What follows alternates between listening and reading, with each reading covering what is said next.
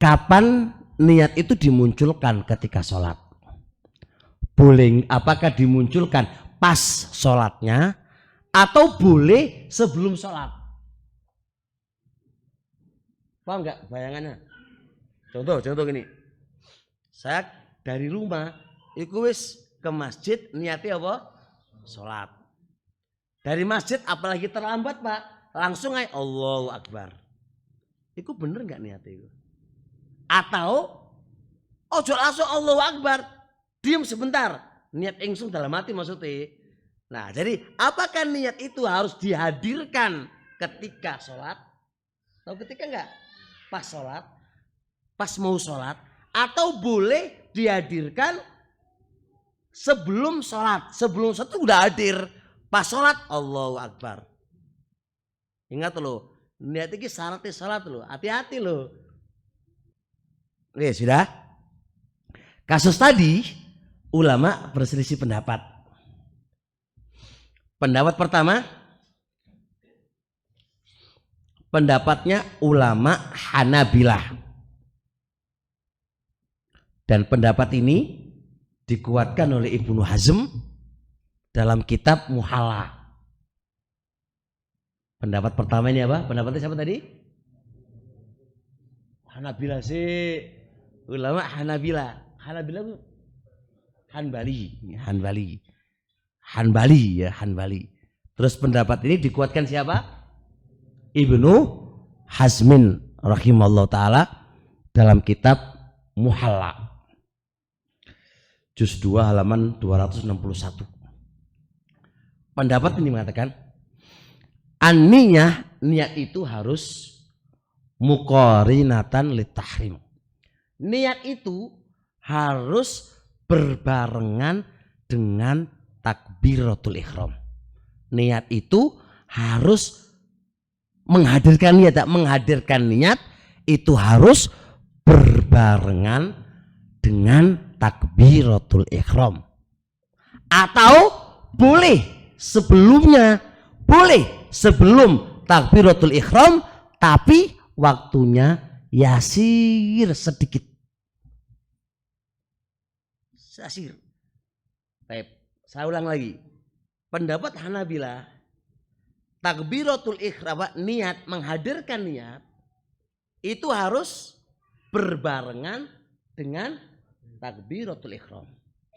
Atau boleh sebelum takbiratul ihram, boleh sebelum takbiratul ihram, tapi waktunya sebentar. Nah, berarti menurut pendapat ini jenengan dari rumah pak, niat ingsun dalam hati lo yo salat zuhur. Mari ngono imami itu lagi ruku, apalagi pendapatnya sebagian teman-teman itu ruku dapat 1 rakaat, langsung pak banter melakukan pak buwanter wis melok Allahu Akbar. Enggak menghadirkan niatnya. Menurut Ibnu Hazm salat itu batal. Kenapa batal? Karena niat itu syaratnya salat. Wa Anda menghadirkan salat tidak ketika bersamaan takbiratul ihram dan tidak sebelumnya tapi jaraknya sedikit. Jenengan tadi kan dari rumah berapa menit itu 10 menitan. Sedikit itu maksudnya ya kayak di dekat masjid itulah. Niat ingsun udah ada niatnya itu dari masjid lalu ke tempat soft itu sedikit pak. Tapi kalau dari rumah, wah itu panjang itu. Nah ini batal nih salat jenengan menurut ulama Hanabilah. Dan dikuatkan Ibnu Hazm batal salatnya.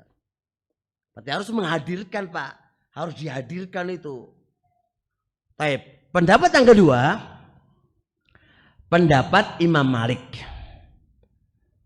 Dan pendapat ini dikuatkan oleh Syekh Ibnu Utsaimin.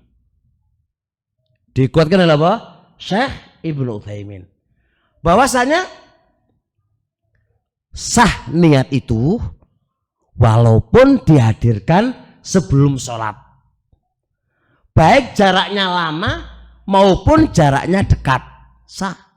Selama tidak dibatalkan di tengah jalan. Selama tidak dibatalkan di tengah jalan. Contoh, Jenengan dari rumah pengen ke masjid sholat. Tiba-tiba ada temannya di warung kopi. Wis batal sih sholat sih, batal sih. Ngopi sih, ngopi. Bareng ngopi sadar, ya Allah, iki piye aku ini. Sadar Pak, dia sudah batalkan kan? Dia sudah batalkan untuk ngopi dengan temannya. Tapi mari ngono sadar. Waduh, ini orang kena iki. Orang kena iki. Tobat. Berangkatlah dia ke masjid. Nah, ke masjid terburu-buru. Pak. Langsung Allahu Akbar. Piye salate? Batal. Menurut siapa? Memalik. Menurut pendapat yang pertama, batal apa enggak? Tambah batal, kok enggak piye? Tambah batal. Jadi dari dua kelompok ini podo batale. Wis. Dong apa lagi? Dari dua pendapat ini mana yang paling kuat? Yang kedua, yakin Pak? Coba, kalau ditanya mana yang paling kuat, harus mendatangkan alasan argumentasi kan? Ya enggak? Iyalah, namanya kuat tuh harus mempelajari dari dua sisi. Orang kok angger ngomong kuat ngono wae, pijilan, repot urusane. Tapi sekarang saya sebutkan dalil dulu. Hadis Umar bin Khattab yang kita baca tadi, innamal a'malu binniyat.